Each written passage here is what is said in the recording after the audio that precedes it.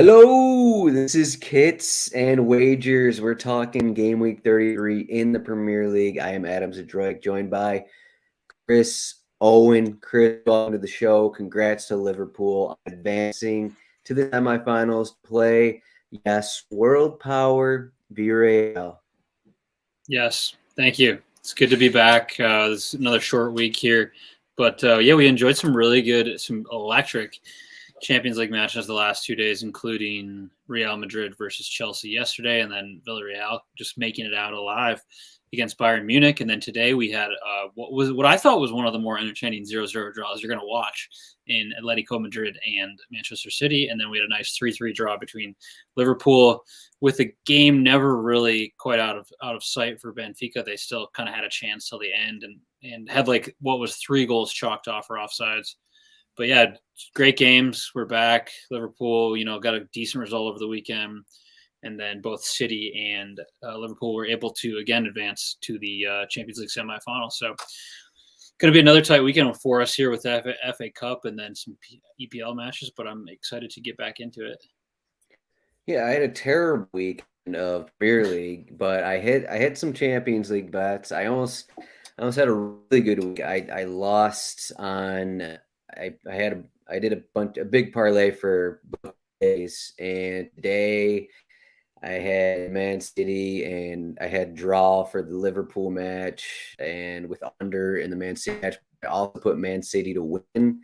It was like I don't know, it was something like 900, and it lost unfortunately. But I have here up on the screen our sports betting page, rotowire.com. I got the Europa League. I ended up talking about it, but does anything stand out to you just looking at this Europa League odds here? We got Lyon at home against West Ham, Atalanta, Leipzig. I mean, we've got some good matchups. Barcelona, Frankfurt, and then Rangers, Braga. Anything stand out here?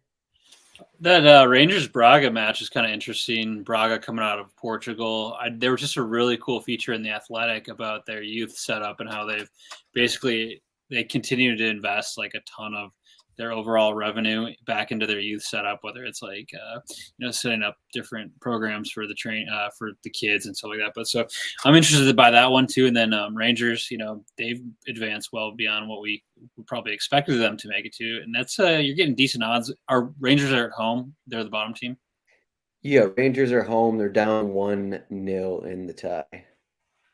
Yeah, I think. I mean,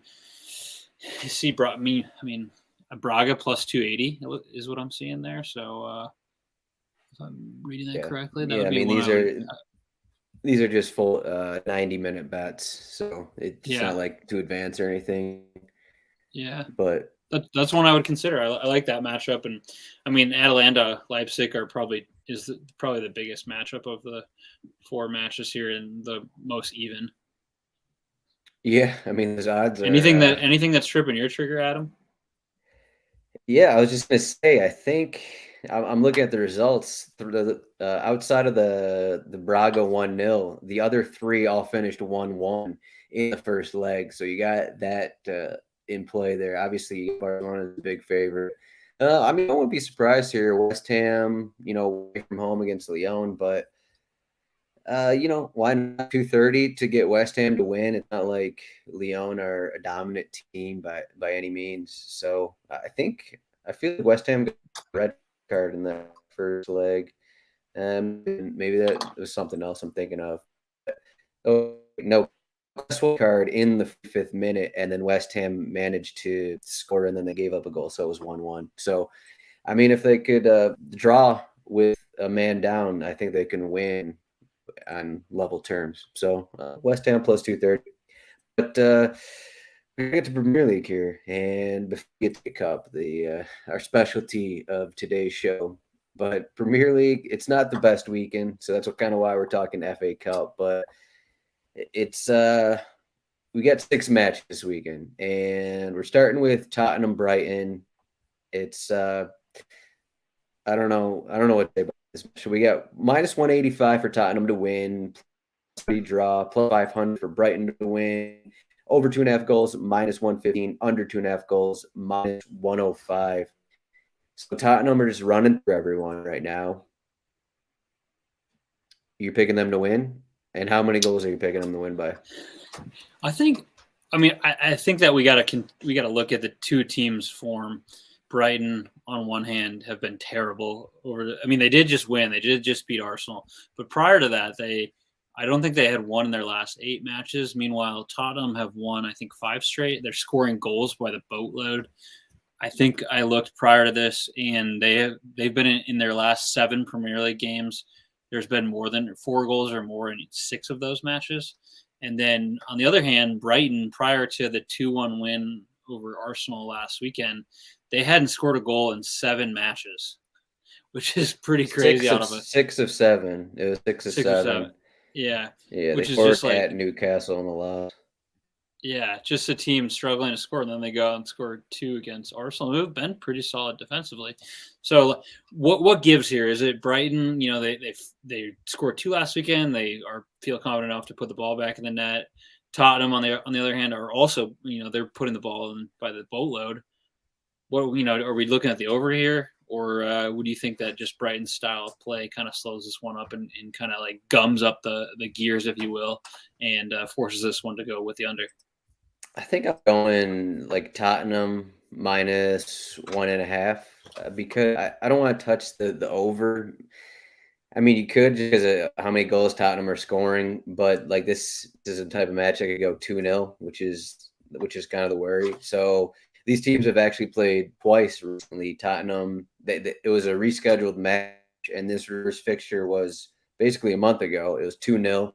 Tottenham won at Brighton, and like you look at those numbers, I think I was on Brighton in that because this was before Tottenham, really had things going. But they had 2.95 expected goals. Brighton only had 0.93, and this was at Brighton. It was 2-0. And then in the F Cup a month before that, it was 3-1. So I mean, you take that into account, and it's like, why don't you just bet Tottenham minus 1.5 here? I'm trying to find the odds here. It looks like just because it's Wednesday, I'm having trouble finding it. You can get Tottenham minus 1 at minus 105. So you're going to be getting plus odds if you take minus 1.5. I think they can win by 2 just with the way they're playing. And like you said, with Brighton's form, I'm not sold on Brighton's form. Like they dominated Norwich, okay, and then they beat Arsenal, who were down a couple players. So I'm sticking with Tottenham, and I probably won't touch the over under. Do you take anything into account where this is the 3rd time that they're going to play in 3 months? Tottenham's won the first 2 matches. Do you think Brighton's got to, this is the 3rd time they've seen them? Do you think that has any effect on Brighton being able to, like, all right, well, we can game plan this. We've seen this twice in 2 months. We dropped a 3-1 game and a 2-0 game. We can come out and try to game plan for that and try to bounce back for the 3rd match in as many months. Logically, maybe you could say that, but I mean, you just get Tottenham's results, and like they're just running up the score on everyone. Yeah. And Brighton, I just feel like the way that Brighton play maybe isn't the best way to play against Tottenham because Brighton's kind of like having the ball a little more. I mean, they are a smaller team, but they're a team that like to control possession a little more. But then when you lose possession, and Tottenham seem to be just destroying teams on the counter, and when that happens, you also got Tottenham at home. I guess if Brighton played some kind of different style, they threw in. They used a lineup against Arsenal that they haven't used all season. They played Mwepu, they played Caicedo. So I mean, they got those guys in there, and maybe like that's the secret formula: using a lineup they haven't used all season. Maybe that's one, but I just don't think that that's going to be the ultimate key to stopping what is an informed Harry Kane, informed Son Heung-min, and then I guess informed Dejan Kulusevski. So you got all those guys, and yeah, I'll side with Tottenham. I mean, sure, maybe Tottenham go cold, but just given how they're playing, I can't do it. Yeah, I'm following that. Given what you said, and Son, whether it's Son, Kane, or Kulusevski, who have like been in fuego, they can't stop scoring goals. They've been involved in it's like pretty much 4 to 5 goals a game the last few weeks here. I think that I would personally opt for the over 2.5 goals at -115. A, because of what I said about Tottenham scoring a million goals, and then B, in 4 of the past 6 matches that where Tottenham and Brighton have played, there's been at least 3 goals. So, you got 2 factors coming in there, and I think I would go. -115, decent odds. I think over 2.5 is something to look at for this match. Yeah, I mean that'd be leaning on definitely. It's still the 2-0 result, and I don't know. I would lean in over. That's what I'll say. So we got another one here. We got the relegation battle. Let me look at the table here before getting into these odds. So we got Watford at home against Brentford. Watford sitting at 22 points, 31 matches. It's getting kind of tight, but Everton got that pretty big win against Manchester United last week, and so all these teams are 4 points behind. Burnley, Watford, Norwich are 4 points behind Everton. So Watford and Brentford no longer in relegation. They've turned things around, but you can't ignore that they have a -8 goal differential away from home compared to -1 at home. But getting to the odds, we got Watford plus 190 to win, Brentford plus 160, and then the draws plus 220. Over 2.5 goals plus 110, under 2.5 goals minus 140. I know who I like here, but are you going to be going with Watford here? Do you think Watford can take this? I don't think they can. Brentford have been playing really well lately. They've won 4 or 5. I think Brentford have kind of figured it out a little bit here the last month, and I think I would go with them. They are on the road, so that it makes me a little bit weary, but plus 160 for Brentford, I think that's good enough for me to go with them. You probably can't get anything good on double chance just because of how close they are, but minus 125 on Brentford, so still good enough to be like, okay, draw, give my money back. If they happen to win, minus 125, it's still pretty good odds there. So I think I'd lean on Brentford myself. Yeah, I mean, I feel like plus 160 is pretty good just because of the way that Brentford are playing right now.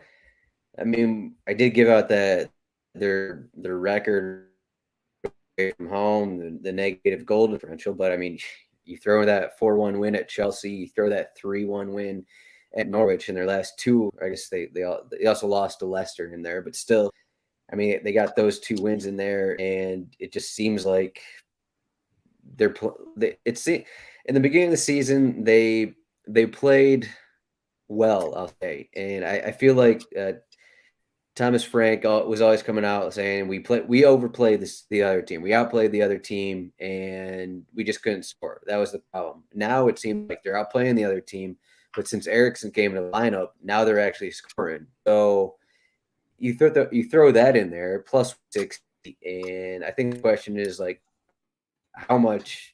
what is Watford even going to look like? Because, they just lost at home last match 3-0 against Leeds. They really haven't looked good.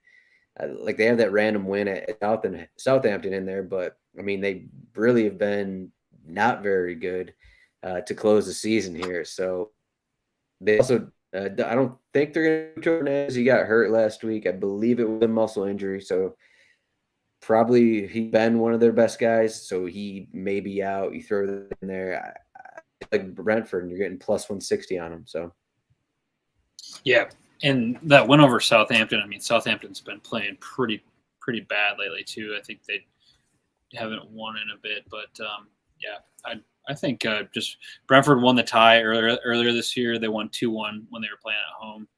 I think, as you mentioned, the addition of Christian Eriksen has been really big for them, that final ball, and now they're scoring goals. They just scored 4 goals on one of the better back lines in the Premier League in Chelsea, and it's not like Watford are, super talented defensively either. So I think, I'd lean Brentford here. You're getting plus odds on the road, so I'm a little bit weary of that. But if you want to go draw no bet, kind of hedge your bet or go with a little safer route, you're still getting minus 125. I mean, I guess this is another match, right? I almost don't even want to touch the under because it screwed me last week. I had a bet with both teams not to score for the Watford match, and they Actually, wait. I had it. It was both teams to score, no draw. They lost 3-0, so they couldn't score at home against what had been pretty bad Leeds back line. So there's that always leaves a chance of what if Brentford win and then it's 2-0 because Watford can't score because they suck. So like that's just one of the reasons I kind of don't want to touch the over under here and just focus on Brentford have been the better team, so just bet them to win because you're getting plus odds on it. So. Yeah, I definitely wouldn't hit the over under on this one. I don't know what to expect out of it. Plus 110, 2.5. Yeah, that's too close to call for me. All right. Before we get to FA Cup, we have any thoughts on these Sunday Premier League matches? We got Newcastle, Leicester, West Ham, Burnley. I guess my best bet will be that in that Newcastle match. So, you got any thoughts for the West Ham match against Burnley? Only minus 140 to win against Burnley. Yeah, now I'm curious what your best bet is before I start to spew off some stuff about this line. But yeah, I was surprised to see Newcastle such a heavy favorite against Leicester. They're pretty close on the table, I believe. Yeah, Leicester. I guess Leicester's ninth. Newcastle's, they've got 6 points on them. So, but I don't get why they're plus 125 and Leicester's double that at plus 230. So I think we're getting a lot of respect to Newcastle in that one that I'm not necessarily so sure that it's like super deserved. But that's probably my only take on these two games. Burnley, West Ham. Two teams that are like pretty close to the same color ish. That's about all I've got on that one. Burnley fighting for it, and then I think was it Burnley or Watford I think it was Watford that's got a really tough. No, I'm sorry. Going back to Arsenal and Tottenham, Arsenal's got a really tough run in. So sorry, mix that up. But I'm steering away from Burnley, West Ham. Don't know what to expect there. West Ham playing on a short week, but I am surprised at Newcastle's that they're so heavily favored in this match. I assume it's because Leicester they're in Netherlands. They're playing PSV tomorrow, Thursday. I assume because of that was a scoreless draw in their first match. That's UECL. And they rotated last week. They rotated a bit, and they still beat Crystal Palace. So they got a bit of travel, and they're rotating guys a little bit. So that's probably the reason why. Otherwise I don't know why. Why is Newcastle a team that's not exactly playing that well right now, and Ryan Fraser is injured? Why are they plus 125? I don't know. There's not really a reason for it. So yeah, it's not quite close enough for you're getting the double chance at 150 for Leicester there. So not quite close enough to what I would go with on taking it. If it was like minus 130, then I'd be like, ooh, it's more of a draw no bet, right? Yeah, definitely. The draw no bet is at, let's see, plus 135. Yeah, so that's I think that'd be the ticket over, definitely over the double chance, but overall plus 230 for Leicester. So interesting, and they're that's what I would really consider these two matches. So FA Cup here, and we have the repeat. We have the repeat of Manchester City against Liverpool. We also have Chelsea not at home, but Chelsea against Crystal Palace. And I wrote a bit about these in my article. It's not up yet. It'll be up Thursday. But I kind of like Chelsea minus 1.5. So they're about as odds as Tottenham from what we talked about earlier. Tottenham against Brighton, but they're minus 175 here. And so you can get Chelsea minus 1.5 plus 155. And I think they're the better team. They're gonna maybe rebound off of eliminated from Champions League, and Crystal Palace, a good team. It just seems like they play better at home, and this isn't a home match. So kind of take that into account, and Chelsea are a better team and have them win by 2 goals. Why not? Plus 155. So there you go.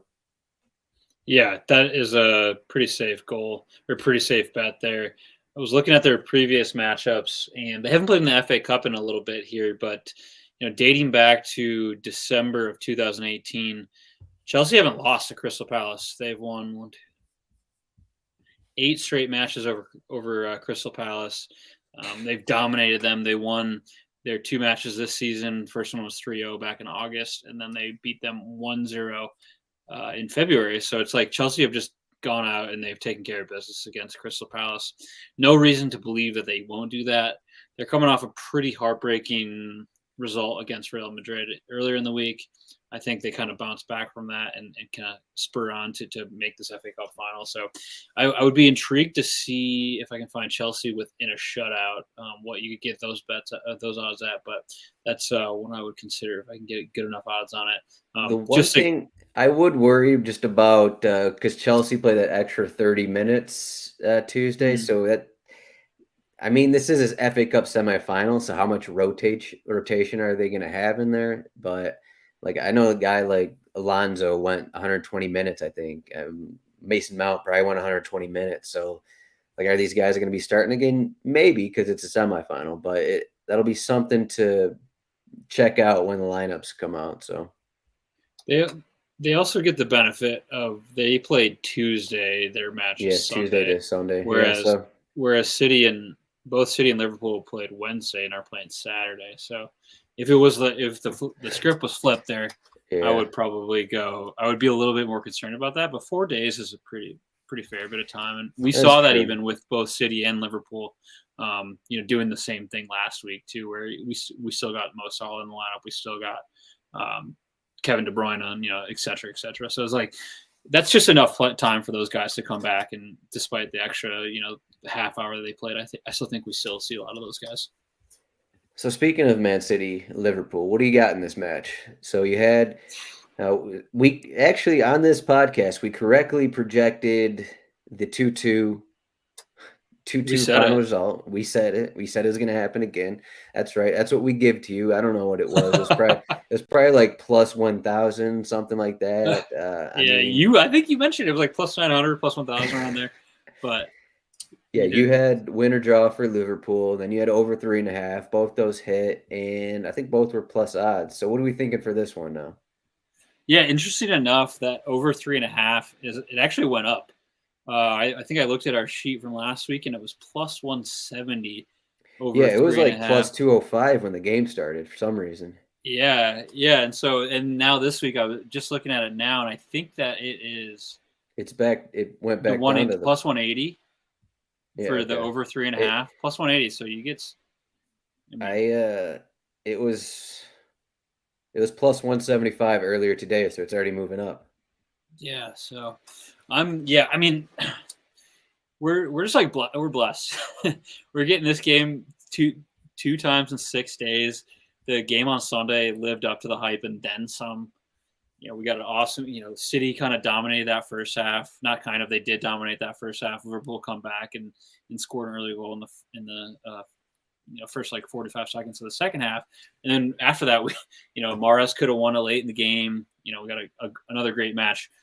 It's going to be tough for this game to live up to that entertainment that we got on Sunday, but I think why not? I'm really intrigued to see what happens with Kevin De Bruyne and Kyle Walker. More specifically, De Bruyne than Kyle Walker. I think they can still get somebody to Nathan Ake looked really good today, and I think he could potentially fill in on that role.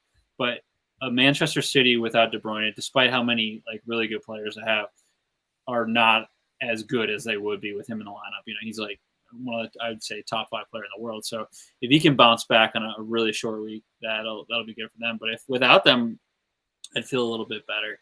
Obviously, we're not going to come out of this one without somebody being the winner. So, I don't know. I'm just excited again to watch it most of all, but would love to see Liverpool come out and win it. They're plus 190. I think they were plus 200 last week against City. So right around the same odds, but we are getting the over with slightly better odds. Yeah, so who are we getting to advance here? So, I mean, if it goes 2-2 again, we got to play some extra minutes here. So to advance, Man City minus 130, and then Liverpool plus 105. Are you leaning Liverpool if De Bruyne is out there? If De Bruyne is out, I bet I'm if he's out, I bet the odds kind of go a little closer to even yeah. because that's definitely going to change some things. Yeah, so if you feel otherwise, honestly, I think City might come away with this one. It's just like the only advantage that Liverpool has in this one is they were able to rest quite a few players today. You know, Van Dijk, Salah, Mane, Thiago, Fabinho, Trent Alexander-Arnold, Robertson were not in the starting 11, so they put together a lineup, and then a couple of those guys came on late in the match against Benfica. But City, they just played like what was an absolute grind of a match. So I don't know. That's really the only advantage they got. And then if De Bruyne is out, I would feel a little bit better. But City overall, they're just two heavyweights just going at it. I don't really know. And it's in a neutral site, so it's not like either team's getting the benefit of playing in front of Anfield or the benefit of playing at the Etihad. As Yeah, a I'm not. neutral, what do you? We need your take here. Like I can't. I'm too biased to sit here and tell us our listeners what to do. But what do you think about this match? You're not going to give us Liverpool to win by 3 goals bet here. I'm smarter than that. I would hope. I like the over. I like the over 3.5 goals. Why is this number right here? We said it a week ago. It's like why are we getting plus 170 odds and over 3.5 goals between these teams? And like it lived up to it. I mean, there's a chance Ruben Diaz comes back. I'm not sure if he's ready to start. It seems a bit extreme, but he was on the bench today. But I don't know how much that would mean. But like both those teams got chances in that first meeting. It was back and forth. Man City probably had better chances, but if Definitely. De Bruyne is out, it makes it maybe a little more difficult for Man City just because it just seems like they don't score as many goals when he's not in the team. Yeah. And yeah, I mean, They so I they guess at probably have that to move like Ilkay Gundogan like a little higher up the pitch, or Bernardo's kind of been playing in the holding midfield role too a little bit yeah, last like weekend. So maybe they move him Gundogan. slightly up the pitch to play in that 10 area, and then bring on somebody else like Fernandinho or something to play in like a holding. Yeah, it just seems like I don't know that like Manchester City got kind of a slower start to the season because De Bruyne was dealing with his injuries, and then like over the last few months, as he's gotten his form and fitness, like they've let been a better team. So that's kind of what I'm thinking here. And I mean, it probably doesn't back up. I'm probably just like saying that yeah, they don't score as much without De Bruyne, but I'm sure there's plenty of matches where they've scored 5 goals without De Bruyne in there. So, what I'm saying probably isn't a true statement, but it's just Well, yeah, and of the points that have been dropping, it's been with a healthy Kevin De Bruyne, after January, whereas they had right. that huge lead heading into it. And yeah, this could go a number of ways. I think we're both in agreement on the over 3.5. Like, let's continue to ride that. It's been 3 straight matches with at least 4 goals. I'd 5 go of 6 in this matchup has been 4 goals or more. over 3.5, draw plus 230. Should we do the 2-2 game again, or what are we doing here? It's What are we getting at? plus 1100 for the 2-2 draw. That would make it 3 straight matches, which seems like a big ask, but I'd rather go with a little bit safer bet. But if you want to go get a little cheeky, get a It little out there, then you go with the 2-2. it just seemed like those matches that it just kind of slowed down. Once it became 2-2, it kind of slowed down a little bit. There's like, okay, we're almost okay with like taking this draw. Like that's how I definitely felt in the first one. And like you said, Maris had that a good opportunity late in the match. But I mean, even then after Liverpool got that early goal, I don't know how many more chances Liverpool got in the second half. It just wasn't the same game in the second half, I don't think. So, but in No, a cup match, I think that's a little different because then you're looking at, an extra 30 minutes and then PKs. So maybe not the same situation, but I still like the over because maybe they got to push a little more than they were yeah, in league play. yeah, definitely. I think Mo Salah will benefit from only playing like 30 on today here on Wednesday. Well, and then Mane as well. So it'll be. I think they got to go solid Diaz and Mane up front. Like that is just like a pressing machine right there. I mean, obviously you have You Diego think Jota. Diaz starts over Jota? Today he looked phenomenal. I don't Jota know. came off early today. I don't think that's going to happen. I think Jota's starting. I think they still go with him in the middle there, but Diaz is just so fun to watch. Like not necessarily like him on the ball is really fun, but him pressing, it's like all of a sudden he's like 15 yards away, and then like split second later he's like right on the ball. So I don't know. To bring him on, if they have to bring him on in like 80th minute, I think that could be a pretty big difference maker. Yeah, maybe that'll be like a 3-2 winner then. But I mean, we're already hitting the over 3.5 goals. So yeah, our consensus here is the over on 3.5.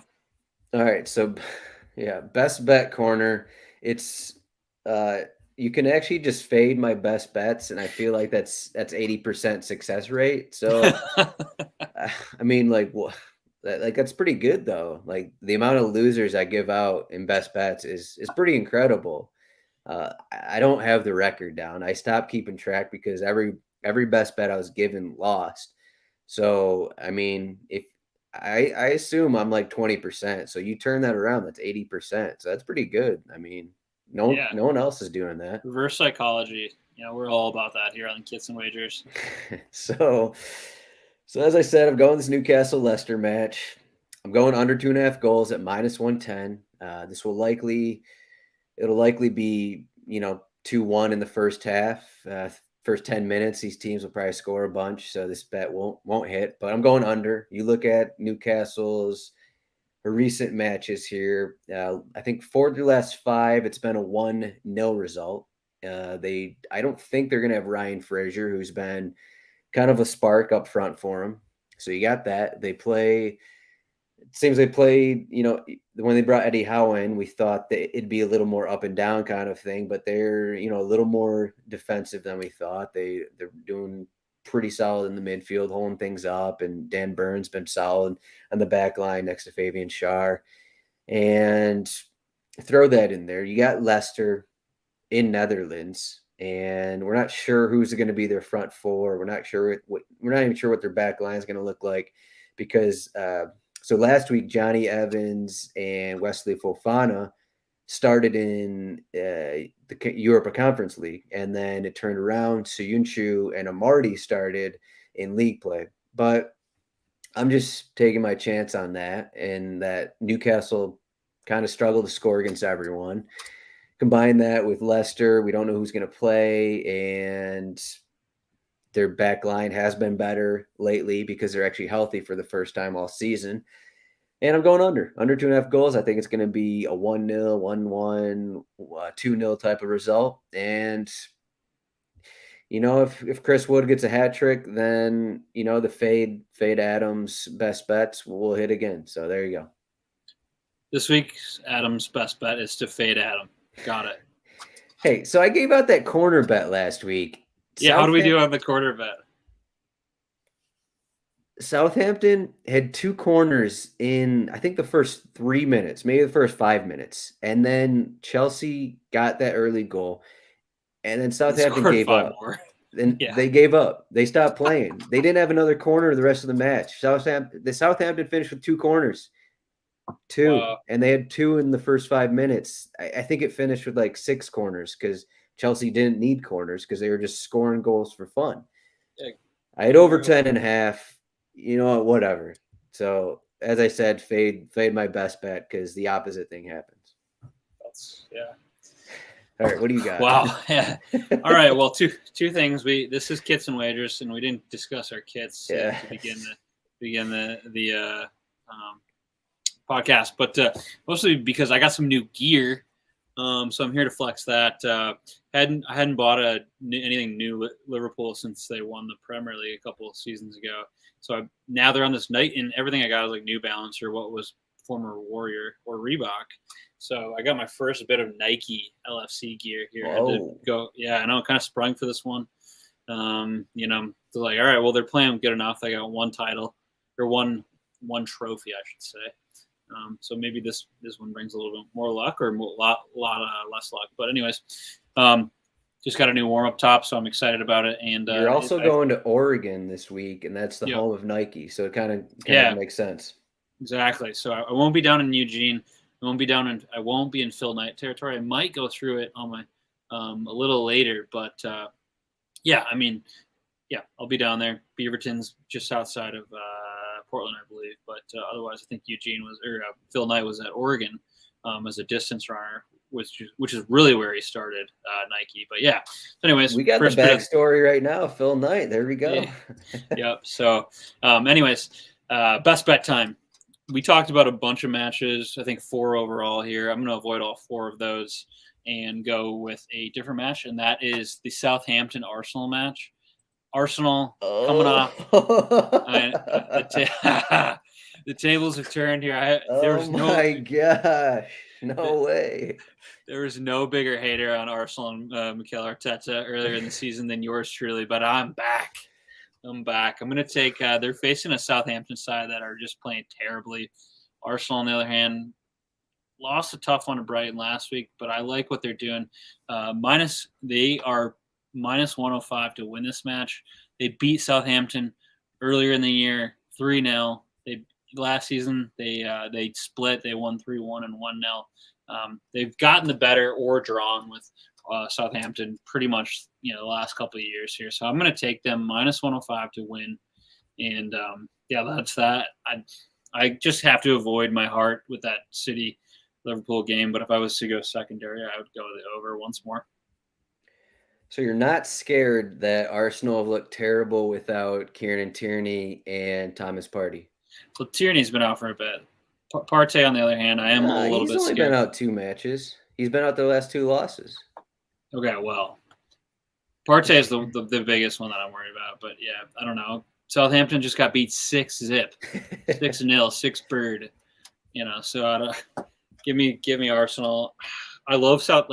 If I wasn't a stupid Liverpool fan, Southampton would probably be my team here in the Premier League. But I just don't know. I just like Arsenal in this match. I think they bounce back. Plus Arsenal have to win this game. That was the other thing I was going to say. They have such a tough schedule coming up here. They've got Southampton. Let's see, this weekend, and then they travel to Chelsea.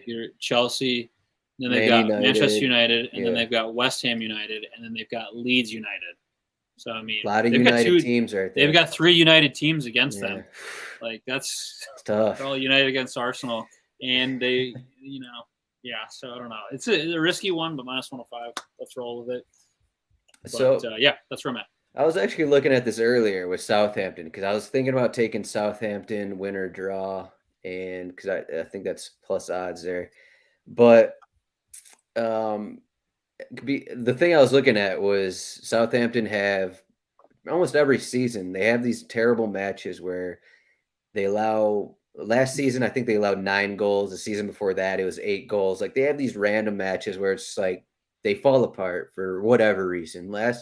Last week, it was they allowed 1 goal, and then, I don't know, they stopped playing. For some reason, this happens once a season. And I thought maybe they turn things around in the next match, but it turns out they lost the next matches. So that's going in favor of your bet. Okay. Was it Southampton or Leicester that lost to Manchester United 9-0 last season? Southampton lost to Leicester 9-0. Oh, okay, season. Okay. I think that's the one. Okay. And then 2 years ago, I think it was Southampton against Manchester United. Okay. If I'm not mistaken here. So. All right. Well, just a really roundabout way to say that. Arsenal makes sense to win. Yeah. I appreciate that support. Sorry, it was Manchester United last season. Maybe it was Leicester 2 seasons ago. Okay. All right. Well, Arsenal minus 105 is where I'm at. That's my best bet. I'm riding a 2-week heater right now. I took Leicester double chance 2 weeks before that, and then I took the double chance last week again. So I'm getting off the double chance train this week, but we're feeling sort of confident. Yeah. So take Arsenal to win for Chris, and then you got to fade my under bet. So take Newcastle Leicester over. Over, yes. Okay. Me and the opposite to go along with that, you might as well just pick some goal scorers. So I don't know, what do we want? Chris Wood to score. Man. Madison, Daka or Iheanacho to score. One of those guys to score. I mean, No, Dewsbury Hall, why not? Like, I'm on Allen St. Maximin.